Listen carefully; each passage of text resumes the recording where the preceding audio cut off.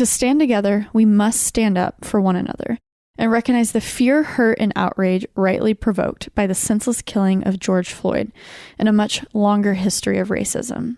That painful past is still present today, not only in the form of violence, but in the everyday experience of deeply rooted discrimination.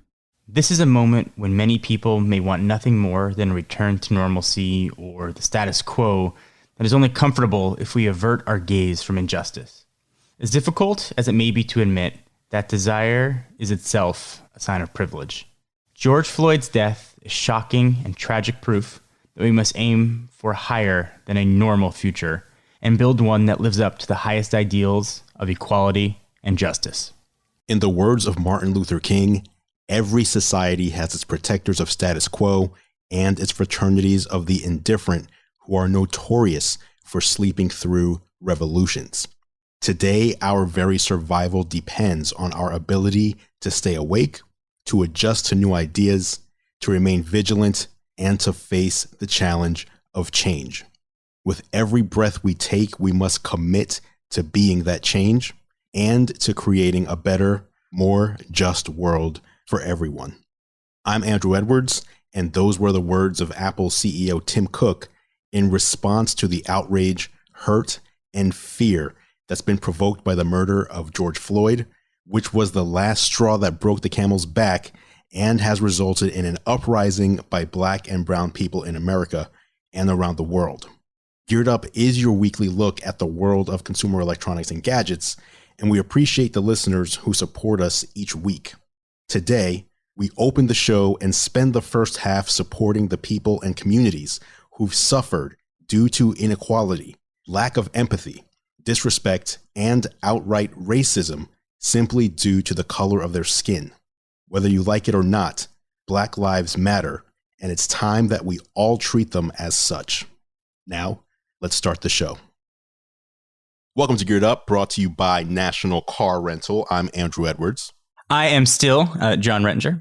And this week, I know I say this every week. I say it every But you mean it every week. You mean it every week. I say it every week. I mean it every week. But maybe this week it is more accurate than in other weeks. Not to say that previous guests aren't up to snuff, but we may have the best guest we've ever had of all time. Wow. Making a return. Wow. Sara Dietschy, how are you doing? What's up? That was a buildup. So hopefully I can live up to it. Yes. And I thoroughly apologize to all of the previous guests. Well, the one thing you didn't do, which the last, I think, 4 guests in a row have done, is I introduce myself, John introduces himself, and then I introduce the guest. They usually cut me off and introduce themselves while I'm talking. Then we have to awkwardly talk about what just happened. So screw them, man. So good on you for knowing most polite guest we ever had, I should say too. So this is Geared Up. This is usually your weekly look at the world of consumer electronics and tech, and it still will be this week, but we have a lot of other things to talk about, specifically this week, that I don't think we or a lot of other people that we know can and have not been ignoring. So the country, if not the world, is in the midst of a major uprising due to events over the past couple of weeks, police killing more Black people. And it seems that a lot of people in the country here in the United States have come to a point where they've had enough. And we've seen protesting and rioting and pushback and leadership in the country on both sides reacting or not reacting, acting like everything's fine. So we thought as a collective this week, we would address some of our thoughts as to what's going on. I have a little anecdote as to a battle that I had with YouTube behind the scenes. It was a 24-hour battle that started on Wednesday night and went through Thursday night. Can you give some more detail on that and what that battle was? Oh, yeah, for sure. So basically, when things started happening, we saw a lot of creators start putting out videos or statements on social media, et cetera, about here's my opinion on what's going on. Here's how I feel about this. Here's how it's affected me or my friends or my loved ones, which I totally respect and appreciate. For me, I wanted to do something similar, but I wanted to use my knowledge and the things that, I could teach people just in everyday life, which my specialty is consumer electronics. I wanted to, here's my opinion on what's going on, but also how could I help? Like, what can I do to help? Not just say like, here's what I think and I'm with you and all that, but what can I do to actually help somebody if they were to watch this video other than make them feel good or make them mad, depending on who they are. And so I figured, okay, I'm going to do a video showing how to protect your smartphone and the data on it before you leave the house if you're going to attend a protest. So that's something I know how to do. It's something that I thought was topical, and it's something that I thought was, if someone did plan on leaving the house to protest what they consider to be inequality, that my video would keep them safer than if they hadn't watched it. So that was my goal. And what ended up happening was I published the video, and as expected, and as I knew would happen, there were several comments that, were fantastic, but also several comments that flew in that were like, hey, this is you protecting and helping criminals. This is you supporting looting, and you don't support small businesses. If you weren't doing anything wrong, you'd have nothing to hide anyway. Why would you help people do this? And then some more like racist ones would come in as well. And one comment in particular said, I'm going to get, I don't know, it's like 30 or 40 of my friends to come report this to YouTube because this doesn't belong on the platform. Wow. And so I'm just deleting, I'm deleting the ones that I think, like, I usually don't delete negative comments. Yeah, of course. But for this video, it was a different kind of negative. It was hate. It was basically hate comments. And so those, I would just delete them and no big deal. Well, 15 minutes later, the video was pulled by YouTube. And I'm like, okay. I also figured when I published it, that might happen. So it's not like I'm like, what's going on? This is crazy. Like, yeah, been around long enough to know how it works. Yeah. So in a short amount of time, there was a lot of people reporting the video, and therefore the algorithm automatically pulled the video. So I was ready to go. I'm lucky enough as a creator to have a dedicated YouTube partner manager that I can call, text, email at any time. So the first thing I did was I filed a appeal, and then I contacted my partner manager and said, hey, here's what's going on. Here's what happened. Here's what the result was. Can you help me expedite this to get the video back up? So it took 5 hours. And for those who don't know, when you publish a YouTube video, that first hour or so is very important for the trajectory of how your video is going to perform. So having a video pulled within 15 minutes is not good. And it took them about 6 hours to process my appeal and then they put the video back live, basically, about 6 hours later. Which for YouTube is record time. Yeah, that's true. So they were able to expedite, but that initial hour was basically gone, as was the first 6 hours. However, when they put the video back, it was with a disclaimer. So number one, you had to be logged into YouTube to watch it. And number two, you had to be over 18 years old in your profile in order to see it. And number three, when you clicked on the link and hit play, you would have to agree that you're watching a video that would be offensive, or what was it? It was this video may be considered offensive or inappropriate to some viewers. And just to not mince words, the only viewers who I think would be offended by this video would be racists. I'm just calling that out. So now the video's live, but you can't see it. You can't share it. So if you're watching it on mobile, there's no share button, and it's suppressed. So if you search, it's not going to pop up in search. You have to specifically be looking for this video to see it. So I had to file another appeal, and then it was back and forth with YouTube on Twitter, behind the scenes, and them saying, well, you should list a few of those things that you said in the video just so people know how non-problematic it is. Oh, yeah. So the second segment of the show, after the break, I'm going to go over, and I'm going to ask you guys too for your tips. But basically the video was, here's some tips to protect your data. And if everything that was going on in the world wasn't happening, this would still just be a great video for just protecting your data. It's not about... Can you give an example? Like, what was one of the tips? One example would be, just to show kind of how innocuous it was. Yeah, before you leave the house, make sure you have a recent backup, just in case your phone gets lost or stolen. horribly problematic. Right. Before you leave the How house, dare you, Andru? Oh my gosh. God. turn off or set your screen lock to the shortest amount of time possible so that your phone automatically locks again and requires authentication basically 10 seconds after you stop using it, rather than, being open and then someone grabs your phone or you drop it, someone else picks it up. Set a SIM pin so that if someone does take your phone, they can't take your SIM out, put it into a different phone, and then impersonate you. So just things like that, just like tips That's a good tip on how right to protect yourself. When going into a situation where you could accidentally drop your phone and lose it, or it can be confiscated illegally by law enforcement, who could then access it if you don't have the proper precautions and safety measures taken. So that was the point. Now, before I went into the tips, kind of like this podcast episode, I did start the video by sharing my thoughts as to what was going on in the world. And I did show clips of George Floyd's murder by a police officer. And I did show clips of people peacefully protesting. So not looting, not rioting, but the peaceful protesters, and also clips of peaceful protesters being attacked by law enforcement. Now, all three of those things, well, peaceful protesting is not disturbing, but the other two are.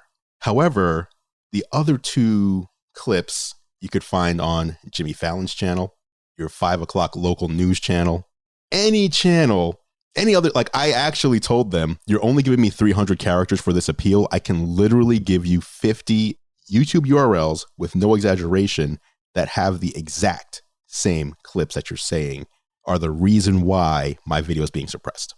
So it took them a full, I think it was like 23 and a half hours before they removed it. They publicly apologized and said this should have never happened in the first place. They were sorry. They are looking into their policies to possibly change. Well, you shouldn't have a system that you could gamify in the first place that automatically takes down videos. That's it. I mean, that's basically... That's a really simple version solution. Come on, Google.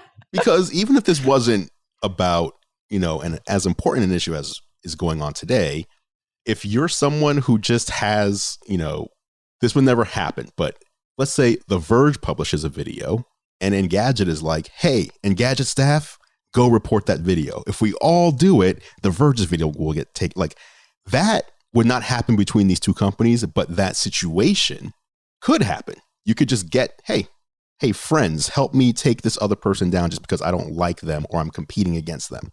It's just odd that the system set up by one of the biggest companies in the world works that way. Yeah, fair. Yeah. Yeah. So our guest is Sara Dietschy this week. Yes. Sara, you are in the heart of New York City, in my opinion. Yes, in my opinion, the heart of New York City is in Brooklyn.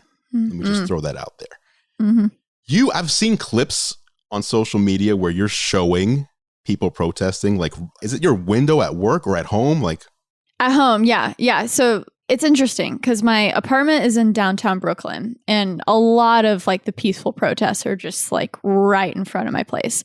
And then my office is in Tribeca. So it's been a weird juxtaposition because truthfully in Brooklyn, a lot of the stuff that you see on the news is like 100% police provoking those things. And then in Manhattan, in downtown, that's where a lot of the looting was. So it's been a really weird juxtaposition of those two things because I've gone back and forth only like once or twice because with the curfew now, I'm honestly just scared to go outside. But it's been cool because I'll see a clip where, like a person, I don't know what they're called, EMT, who go and basically save people and put them in their ambulance. Or is that what they're called? EMT? The paramedics, the EMTs. Paramedics, first responders. Yeah, first responder. Yeah. So there was a really fun clip where one of the first responders went on her intercom of her car and was like cheering everyone on. And it was such a heartwarming clip. And I saw that after yesterday, I literally saw a moment where the protesters were like cheering and everything. I was like, oh, I wonder what's going on down there. And so it's really interesting to see it link up with the social media clips. Like, I saw that out my window. Yes. And as we just started this podcast, I just saw a helicopter literally fly solo because there it is. It's just circulating basically my apartment. What is so it's happening wild over there? to Why? Because it's where the protests happen every single day. Wow. And they just come. I've just never seen a helicopter fly so close to my apartment. I literally want to film this and send it to you guys. John, how is it over there by you? You're more in the burbs. I am. I'm in Orange County. It's about 50 miles south of Los Angeles. So nothing has really happened here. Nothing has changed. There was a gathering of about 75 people peacefully protesting in front of our city hall here. My sisters are in the heart of Los Angeles. They've had a different experience. Yeah. They had tanks down Santa Monica Boulevard. Both my sisters are in the medical profession. One is a physician. The other one is a veterinarian. So essential workers. And they've been unable to get to work because of what's going on, which is causing the doctors that were currently at the hospital before all the curfew and such happened to have to work extended hours. So there's been some tough times for the medical profession as well. But certainly I have not seen, nor would pretend to have seen, what Sarah's currently looking at, or what folks in Los Angeles or New York City have witnessed. All I've seen is what's been on the news and social media. Fair enough. Yeah, it must be wild to be an essential worker coming home past curfew, because I've just seen the most insane clips of literally poor food delivery guys and their bikes getting pulled over. I saw your and post handcuffed. yesterday. Yeah. There's so much of this that I just don't understand. I'm like, burn it all down. Let's just start from scratch. That's a great point. Let's just start from, zero, and we'll figure it out, guys. I think there's a lot of great ideas out there. How is it that seeing someone's life as valuable is seen to some as being antagonistic? You're antagonizing me. You're telling me someone's life has value. I don't like that. Mm-hmm. It seems like the folks who take umbrage with that are the ones that are saying, well, they're assuming that by saying a Black life matters, that their life matters less, which is just a ridiculous sentiment to have. I mean, it's Black Lives Matter also, and it's Black lives that are in danger, now and in the past few weeks. It's not necessarily white lives that need to be brought to the forefront right now. We haven't been the victims, or at least to the extent of the police brutality that's been going on right now. So that whole argument is asinine and ridiculous. And the more people try to explain it, the ones that share that view, the more ridiculous it tends to sound. And that's actually been fun on social media, is to ask people to explain politely and respectfully. And the more they explain, generally they'll come to a point, it's like a denouement, when they're like, oh, okay. Unless they're, unless there's racist undertones there. I think people are generally misinformed about the movement, tend to give people the benefit of the doubt. Perhaps that's foolish, but that's at least my thought on where that comes from. What's so interesting is when you bring up other things, like the entire thing with your video, what you were trying to describe is, hey, it's almost like talking about privacy, the importance of that, the importance of owning your own autonomy, like all these things that traditionally people in other camps would stand for. And it's the same thing with the curfew. A lot of people were just, protesting about being cooped up at home and the stay-at-home orders. But now we have a curfew, and where are those people? So it's one of those things that when you just look at things through a different lens, I think maybe people can be like, oh, right. Oh, okay. It's been the same opinions just ingrained into people for so long. It depends what they watch. I've had a lot of that experience of a Texan living in New York is such a unique experience, because I basically feel like I would piss off both sides with some of my opinions that I really never voice. But it's so funny in this instance. You're seeing a lot of people come together from both sides, I think, and which is really great. And I think Twitter, thank God we're seeing these terrible clips, because holy smokes, I grew up as a person who 100% all police were there to protect me. Right. Never in my mind was, oh man, this police pulling me over for, a stop sign is going to pull out his gun. That was never a fear. And that's, I think, the reality that a lot of people are coming to understand. And I think there's going to be a lot of good. I don't know. It feels different this time. Can we talk about our perspectives? I think we all come from different places and different experiences. I think, Sarah, what you shared is a very fair point. So, coming from Dallas and moving to New York, what has your experience been with this? Obviously, pre the attack and post. Yeah, I mean, like me personally, or yeah, I mean, personal experiences and beliefs, if you're comfortable sharing. Yeah, of course. It's just through listening. I always want to be careful because I'm always like, oh, I'm so exhausted and tired. And then people are like, yeah, how do you think Black people feel, Sarah, if you're exhausted and tired? You know, I'm like, yeah, okay, that is 100% fair.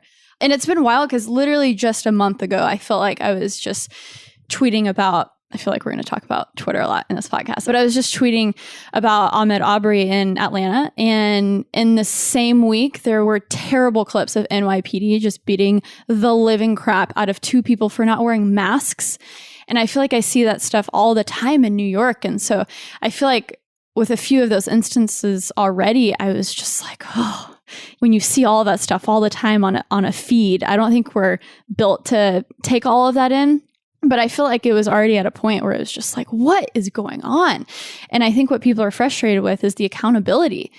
Like those people, not officers, these were just racist humans who hunted down a person, which was disgusting. They weren't held accountable until the video went viral. Right. Like it took 2 months for that.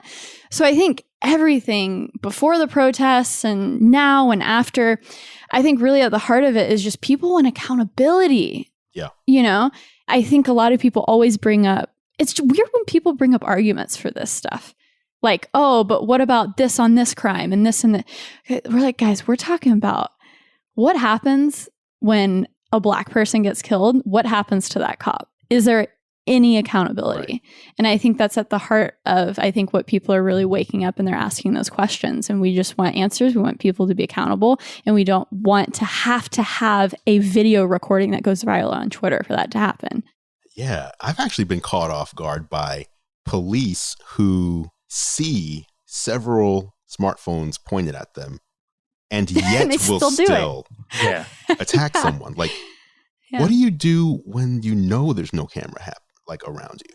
If you're willing to do this when the cameras are rolling, potentially even live streaming, what do you do when you know you're not being watched? It's frightening.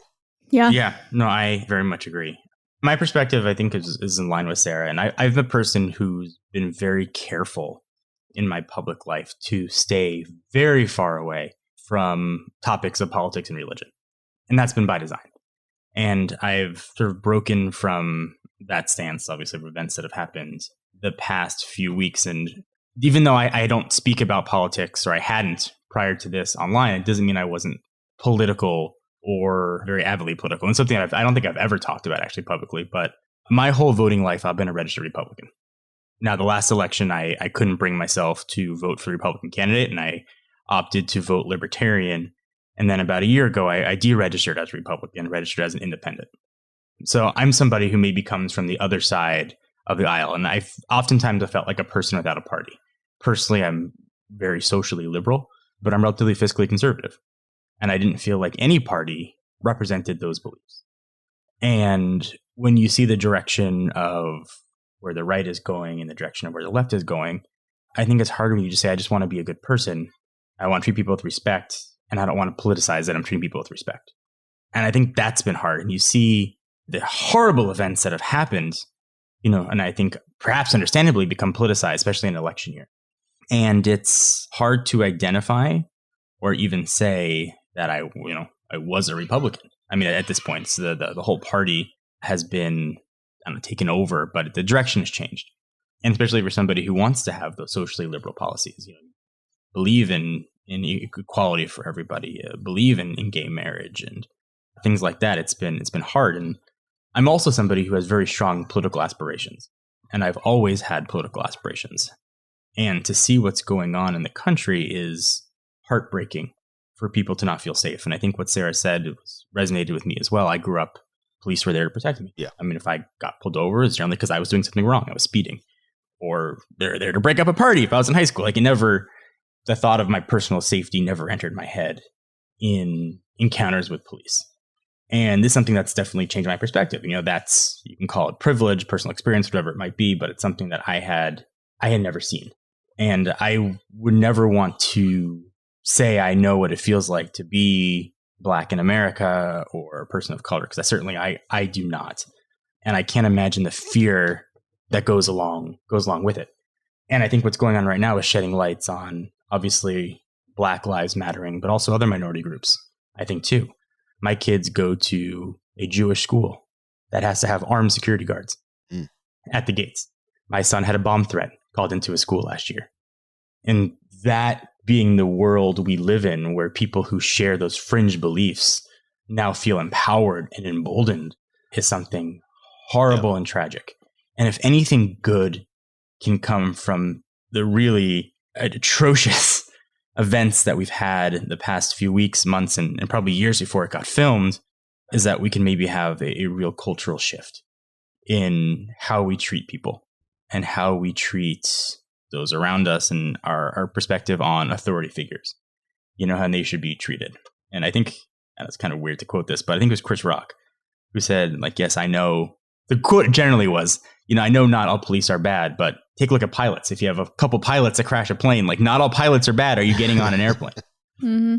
And something like that resonated, and I never thought of it because I never had to. And it's been a lot of eye-opening, I think, the past few weeks for me personally. So thank you for indulging me for a few minutes in that kind of long What's the first office that you're running for? What's that first step, John? I mean, so listen, I have a whole plan in place. I love it. So I'll share it here for the first time. So I was initially planning to run for city council, but I always had a dream that I wanted to be so financially secure that I didn't need the money from public office. I wanted to run as a one-term congressman, very vocally say I am a one-term congressman. I don't intend to be a lifetime politician.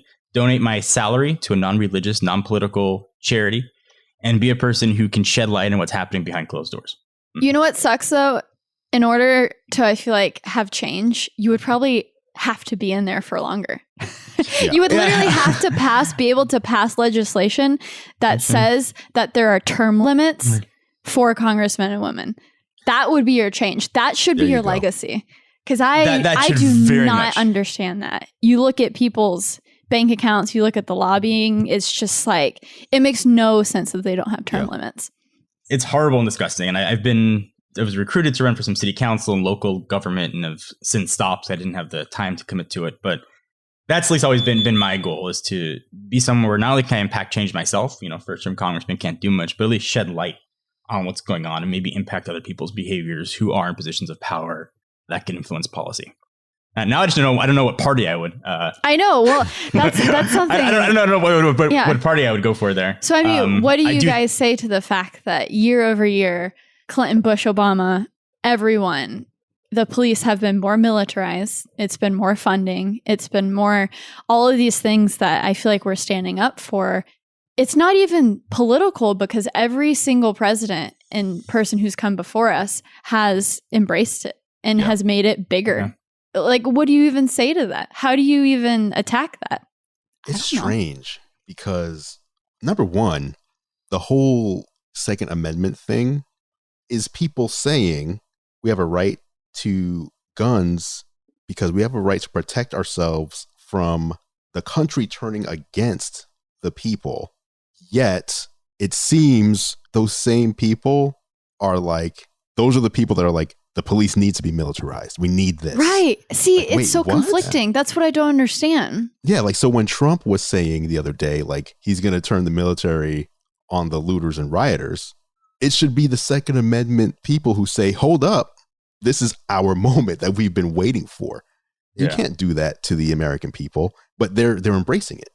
So the whole militarization of the police force almost feels like a way to get around. It's like a loophole. Okay, if we can't use the military on the American people, we can use the police and basically use them in the same way. Yeah. What I don't understand, though, is where were they on those initial nights in Manhattan of the looting? They were beating up peaceful protesters. Right. So it's if the NYPD has $5.8 billion budget last year, if they're going to have that budget, if they're going to be militarized, if they're going to have this equipment, okay, well, maybe you should go do something about the only problem that's happening right now instead of harassing peaceful protesters. It's just, it makes no sense. If I can, and this may be an unpopular opinion here, but I agree with what you said. And obviously, I think the answer is more education and more testing to try to sort of weed out those folks. But also, I think a lot of the problem has been the police unions. Yeah. Not allowing that to happen. They have the protection. That's, Absolutely. yes, There was 100%. There was a police officer in Philadelphia who had on his arm the Nazi flag plus fatherland, and it was photographed. What? I mean, this is you can look this up. I can give you the guy's name, and he was suspended, and the union said, nope, it's freedom of expression, and he is back patrolling the streets in Philadelphia, proudly displaying his Nazi tattoo on his arm. And I understand unions have a place for a lot of industries, and I'm sure they do a lot of good in the police industry as well, as far as benefits and pay and that kind of thing. But they're also protecting the bad apples. Mm-hmm. And I think if you have an institution that's protecting and you want to, you're of the mindset that you want to knock it down and build over again, I think that's where that conversation starts, and a lot of places where that conversation ends. I don't think that's an unpopular opinion, is it? Maybe just once you say union, people get touchy. But I think that as soon as you mention that word, right, it generally sets folks right. off. And some people do like the Nazi symbol, so they may have also been offended. I mean, yeah. Right. I mean, so you see things like that, and you're like, well, how can that happen? Yeah. Yeah. I mean, if someone's as vocal as saying I'm a racist on my arm, and that person is still allowed to police the streets, what hope do you have of officers who don't have it displayed on their arms of finding and weeding those people out? And how do you feel as someone who is a target of Nazis when you see, oh, the system is set up more to protect that person than to protect me? How then do you have the trust in the system? Mm-hmm. You don't, and this is oftentimes why I feel like a hypocrite in my own skin, right? You look at me, I'm a generic white guy, right? I'm see-through, Same. but I'm also Jewish, and I'm very proud of it. But I don't walk around with a star or a yarmulke on my head. Mm-hmm. It's living in both worlds, and it's hard. And like I said, I don't want to ever say I know what it's like to be, someone who's black in America, but I do know what discrimination feels like, but not because of my skin and not all the time. And it feels really bad. Yeah, sure. And for somebody who can't take off a yarmulke or can't, whatever, I can't even begin to empathize or sympathize with that struggle. Yeah, for me, I have this weird take because depending on where I am in the country or world physically, people will see me differently. They will guess differently about what I am. So for those who don't know, I am actually 25% African American, 25% Norwegian, and 50% Dominican. Oh. So if I'm in New York, people will assume I'm Puerto Rican or Dominican. If I'm here in Washington State in a more rural area, I am the blackest person you have ever seen. And there's other areas where I think, hey, look at this white guy. Like, it's just interesting. So coupled with that, I actually grew up in foster care. So between ages 4 and 6, I had lived in New York City in 23 different homes between those 2 years, and then spent the next 8 years or so still in foster care, but much less moving around. But as a result of that, I grew up not having and not realizing this was even a thing. I don't have any personal closeness to any heritage. I don't feel, like, quote, air quotes, I don't feel black or white or Hispanic because I didn't have black traditions or Hispanic traditions or white traditions or Irish, like, because I moved around so much, it was more just, I'm just me. Like, I'm not like, go Scotland. Like, there's nothing. So yeah, I just see myself and others just as humans. And it's always been weird to me, like, if someone's watching a one-on-one sport, like a boxing match or something, like if one guy's Filipino, like Pacquiao, all the Filipino people are like, that's my guy, I want him to win, just because we're from the same country. Like, I don't have any of that. So it's interesting to me when I see how others see me in a way that I don't even see myself. So there have been times where I have been discriminated against, and I wouldn't even realize it because I don't have like the community mindset of I'm part of a group that has to watch out or has to be aware, even though someone else may see me that way. So like if I get pulled over, I'm like, oh, great. Okay, let me just pull over. Everything's cool. But the person who approaches the door may see me as a black man who is giving them trouble. Whereas I'm not thinking, okay, I need to realize they may see me this way and I need to act. Don't be so casual, like be on alert. So everything that's been happening around me right now in Seattle has been just eye-opening, especially here. Seattle is such a liberal town that I thought we're going to be the example or one of the examples for the country on how to do this correctly, how to protest peacefully, how a police force manages looters and rioters and allows peaceful protest. And we've been one of the worst examples. The police here have been destroying people. Has this changed how you feel about yourself? I mean, have you felt more bonded to a particular community because of this? I don't think I feel more bonded. What I feel is, I feel like I have the privilege of knowing firsthand how different ethnicities feel in a given situation because of how different people see me differently and treat me differently. Like if I was just very obviously Black to everyone, then I would only have that one perspective. But since different people see me in different ways, I can kind of see the plight.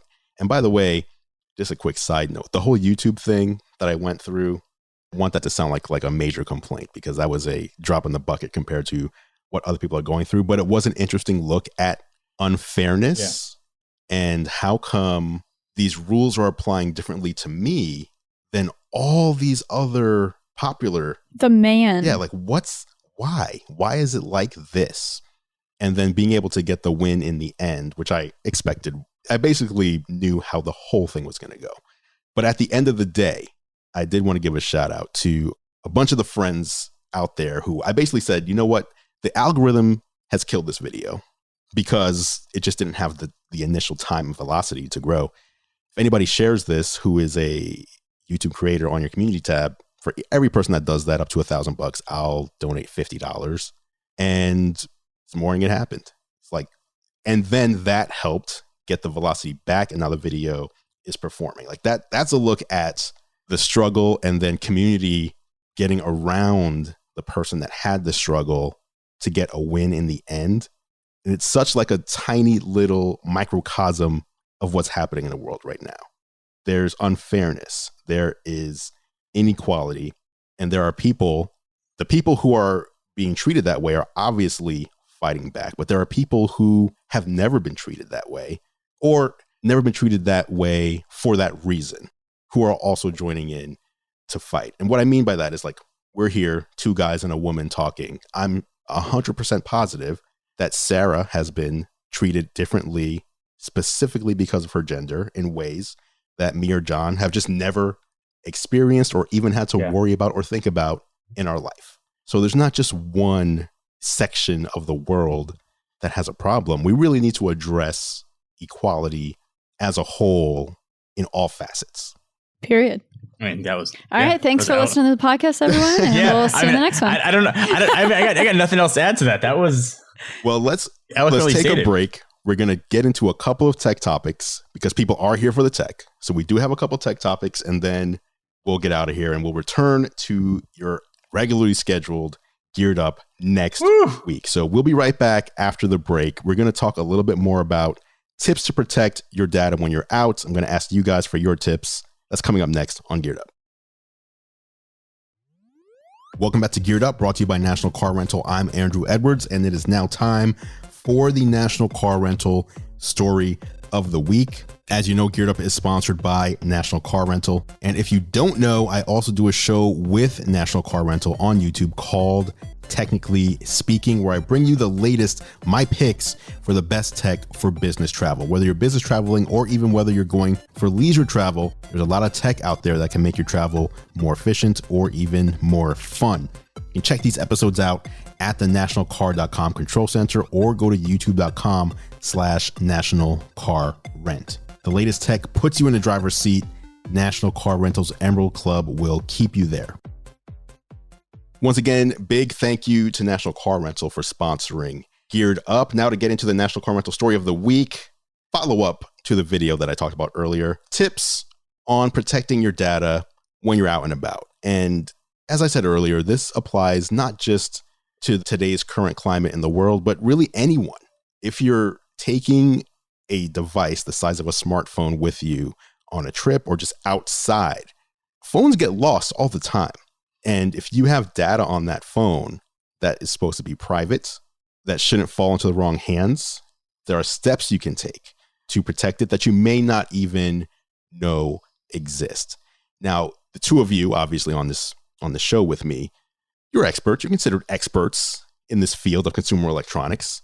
Yeah. So I'm going to leave a link to my video in the show notes, but I wanted to get perspective from you guys. What do you guys do? What steps do you take to protect your devices from your data and your hardware for being accessed by people who you wouldn't want to access them?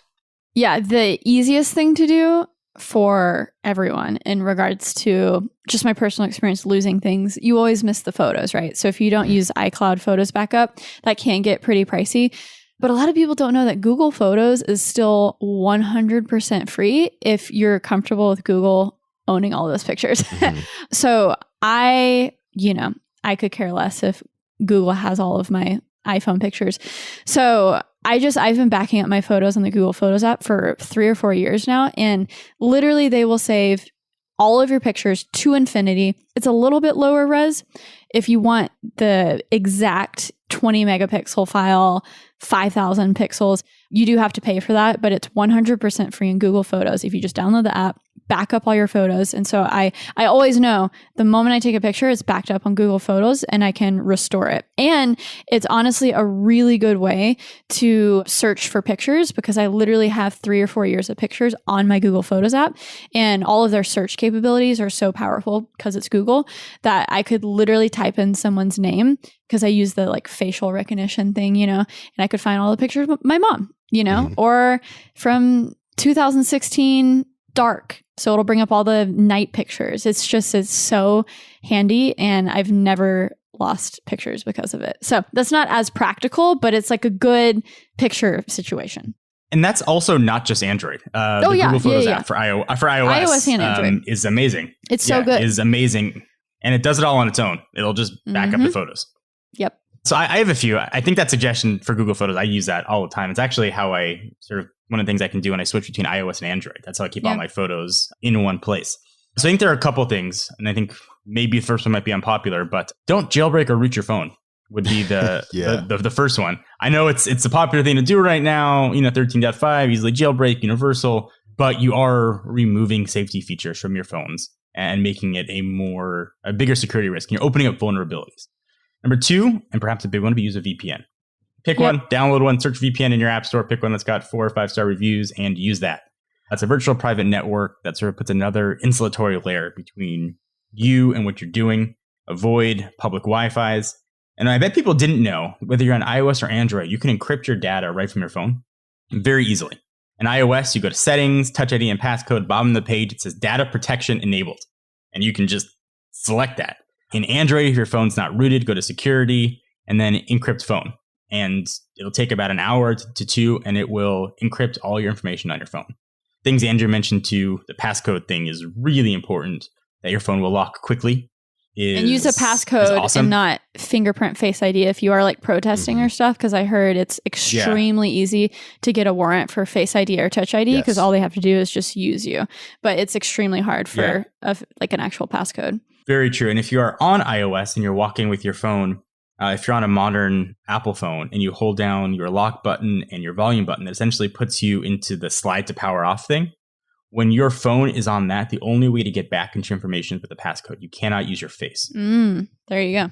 So keeping your phone like that, even if you do it once and then you close the phone and turn the screen off, the only way to get back into that is with a passcode. Face ID will not work and Touch ID will not work. So in case you're worried about somebody holding a phone to your face, that's a good way to do it. And I think disabling face unlock and fingerprint unlock are another good way to keep your information secure from somebody who can, perhaps forcefully take your finger or hold a device up to your face. That's one of the things I like about the iPhone is that specific tip. You can hold down the power button and up volume button without looking at your screen. It could be in your pocket and you can do it. You don't have to physically unlock your phone to access this feature. Another great feature is emergency SOS. If you're holding your iPhone, quickly tap the power button, the side button, 5 times in a row. It'll start basically like a siren sound, and it'll do a 3, 2, 1 countdown. The benefit of that is if you don't disengage it before it hits the countdown, it will automatically call the cops, although maybe you don't want to call them. But the other thing is it will do the same thing that John just said. It'll both call an emergency service and it'll disengage biometric authentication. So you would need to put in a passcode to get back into your phone. Those are solid tips, especially Sarah. Like Sarah, I know it wasn't a security thing, but I don't know that there's a more devastating data loss than your photo history for anyone. Like that's terrible. I have 2 years of my life that are like gone because a photo library got corrupted. Because I had all my, and that's something I'm still trying to figure out because I used to keep all of my pictures in the Apple photo library app on my Mac, and just one got corrupted and I lost 2 years of pictures. So now I just have the individual file pictures just in folders, and then I keep that organized because I don't trust my photos in apps. Once that happens, like you can't.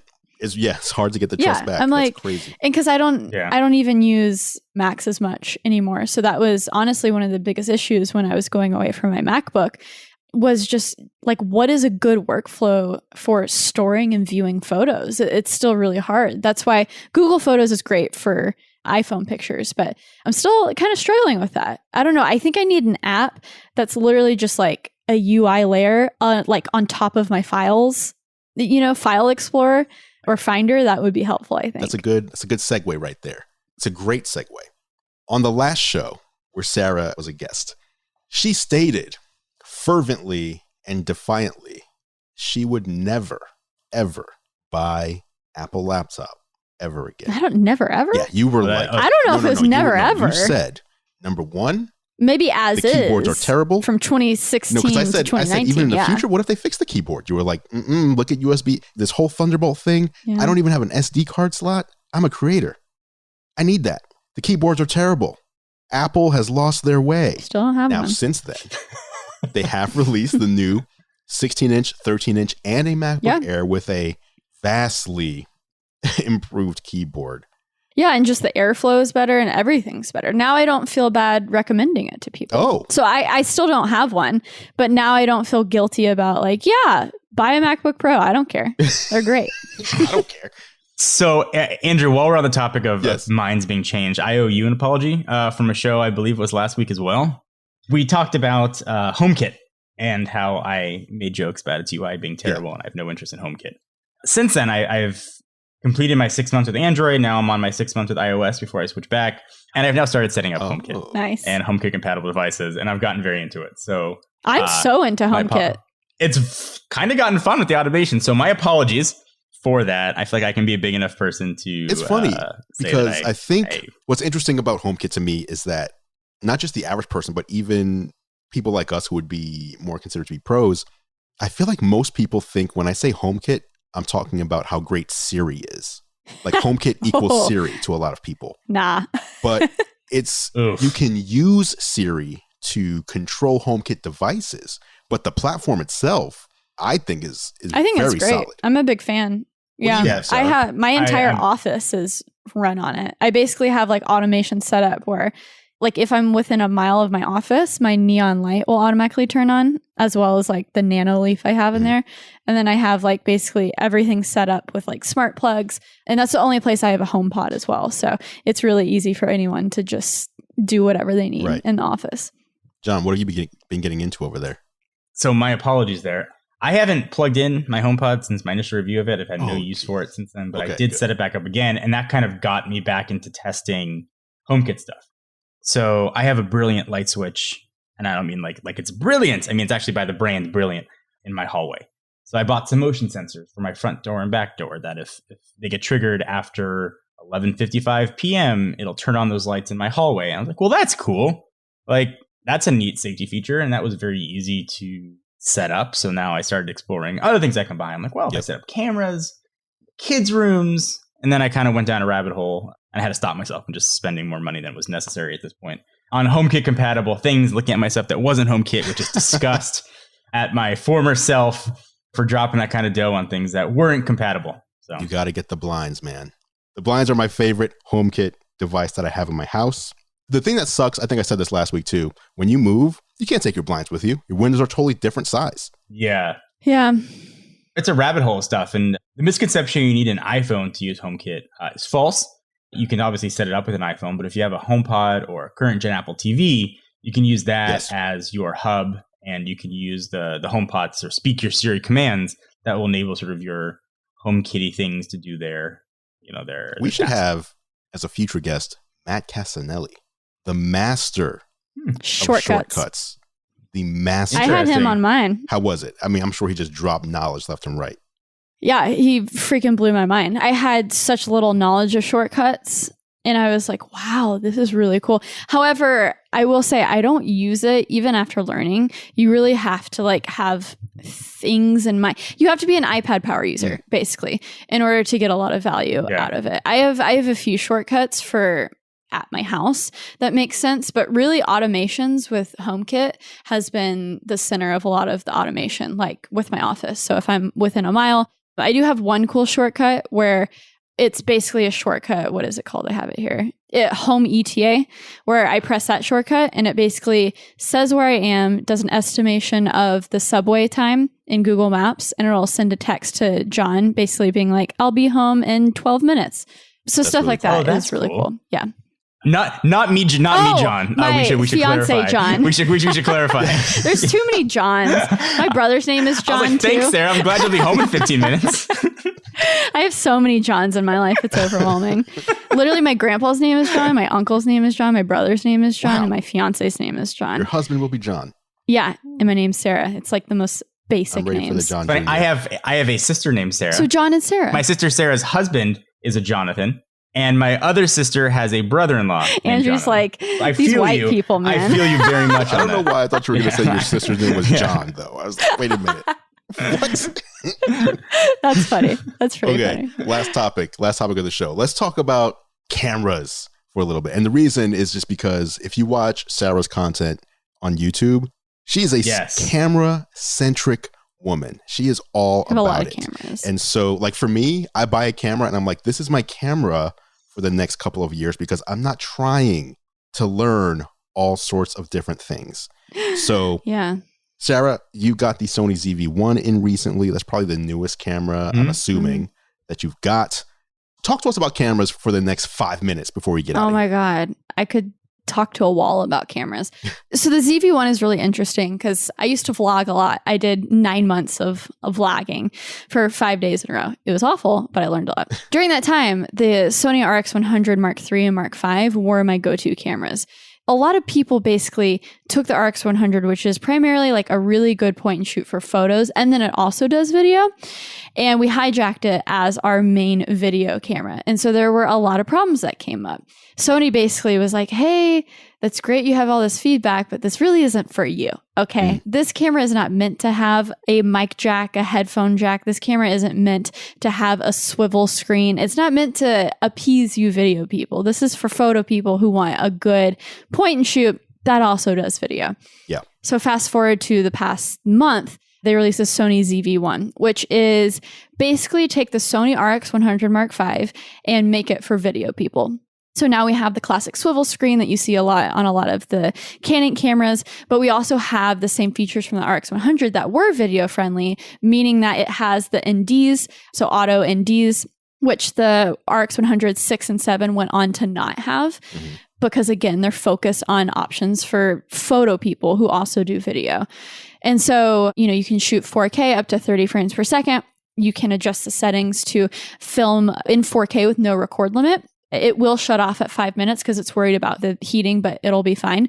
You just have to turn off in settings. It has a new exterior that is no longer aluminum, but it's kind of more of a polycarbonate plastic. So it actually does dissipate the heat much better.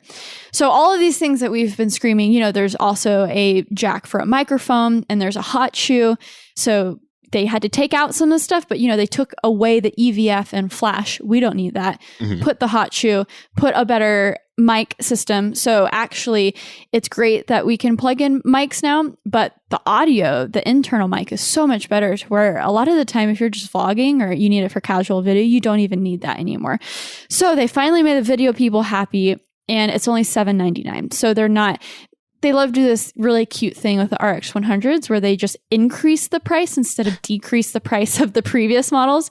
So it was really refreshing for them to come in at a price that was the basically RX 100 3 and 4 price. So at $799. So I'm a big fan of it, but it makes me realize that I just have too many cameras going on because I'm usually a Sony shooter, but I get sidetracked, and I have GH5s, and I have Blackmagic Pocket Cinema cameras, and I have Canon lenses for some reason. I mean, I use it on my Blackmagic, but yeah, the past year I'm back in the zone of I need to consolidate a little bit. I have the GH5s for my podcast because there was no record limit. But now Sony has been taking away the record limit on a lot of their cameras. So I think it makes more sense. Like, get rid of the GH5s. I don't really need them anymore. I can replace them with, Sony 6600s because I already have so much Sony glass, because that's already my main go-to for cameras. So gonna try to consolidate. Got too many cameras, but it's fun. Let me just I love say cameras. real quick. Yeah. That last 3 to 4 minutes where Sarah didn't even take a breath is like paramount in showing that she knows exactly what she's talking about. Like, she's not someone that reads I don't read off a specs off of teleprompter. a box. No, that was the point I was going to make, was that you guys can't see Sarah. We can see her. She was not reading notes. That was straight up from memory. Every single spec that she read through. I'm in awe. I pulled it up here on my computer just to see. And she was like, point for point, went through like all the salient features. So respect to you. Absolutely. Thank you. Absolutely. So let me ask you this. I haven't used the ZV1. Mm-hmm. So there's 2 comments here. One, from the footage that I've seen when people are actually vlogging with it, it seems like they could have went just a little wider for if it's meant for vlogging. And number 2, do you think there's enough of a difference to spend the $800 if you have a modern Mark V high-end smartphone? Oh, like you have an iPhone 11 Pro or like a high-end $1,500 smartphone? So it depends what you're trying to accomplish. I went through this thing recently where I kind of went on this journey with Leicas, and I became just obsessed with a Leica camera that is a camera that people would be confused by because it's fixed lens. You can't change the lenses. It's very compact, but it has a 42 or 47 megapixel full frame sensor. And it's just so fun to use. And there's a touch screen, and there is video, there's 4K recording, but it was so fun to shoot with. And then when you go to the computer and look at the pictures and look at what the higher megapixels gets you, you're just like, oh, I get it. Holy smokes. And that was kind of the same experience I had with the ZV1, and that I brought it with me, and, RX 100, whatever, this type of camera. Whenever you bring it out and you start actually shooting pictures with it and shooting video, and you put them next to your smartphone pictures and you put them in the scenarios where it's low light, where it's all of these things where a 1-inch type sensor makes such a big difference, where the extra megapixels makes such a big difference, bigger pixels, more light. You're just like, I think 100% it's worth it. It makes the experience more enjoyable too. Having that camera literally made me want to vlog. And I haven't said that in probably 2 years, but it actually made me excited. So if you can get a camera that gets you excited about filming, excited about shooting pictures, then I think it's 100% worth it. Once you start thinking about if you're a new family, you want to document like your kids. I mean, this is something that Nilay Patel from The Verge said that I never even thought about, but he's a big fan of the RX 100 Mark V. And he said once he had his kid, he's like, you don't actually think about how babies and kids are like smaller humans. And when you capture them with your phone, you have to like zoom in on your phone, it gets pixely really quick. Having the extra megapixels, having the bigger sensor actually goes a long way. And so I think a camera like this is really great for that, especially for people who maybe have video first needs, but the pictures were exactly the same as if you're using RX 105. And I would say, because it's such a small form factor, you're going to bring it with you to places that you wouldn't even bring a bigger mirrorless or DSLR. Sure. So you're going to use it like a smartphone, but you're going to get such a better image from it. I say, like, why not? Sara Dietschy, everybody. Thank you so much for appearing on the show again this week, for joining us. Of course. Especially this week in particular, and the perspective you were able to bring to the show. Let people know where they can find you if for some weird reason they don't know. Yeah. You know what? I'll just say, you can Google me, guys. Just Google Sara Dietschy and you'll find me. But I'll plug That Creative Life because we're about to film an episode with Andru after this. John has been on it. So maybe you in studio. Yes. So maybe you can link the John episode, the Andru episode. So That Creative Life, wherever you listen to podcasts. And that is it for this edition of Geared Up. Thank you so much for listening. Of course, you can catch John and I on YouTube.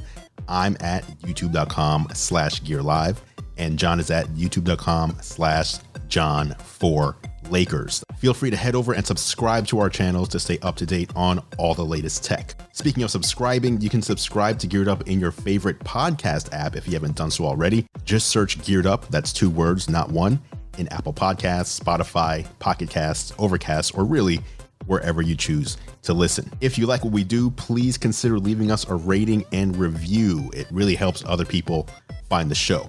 Geared Up is a Gear Live podcast, and you can see more from us at gearlive.com. Thank you so much for listening. For John Rettinger, I'm Andru Edwards, and we'll catch you in the next episode.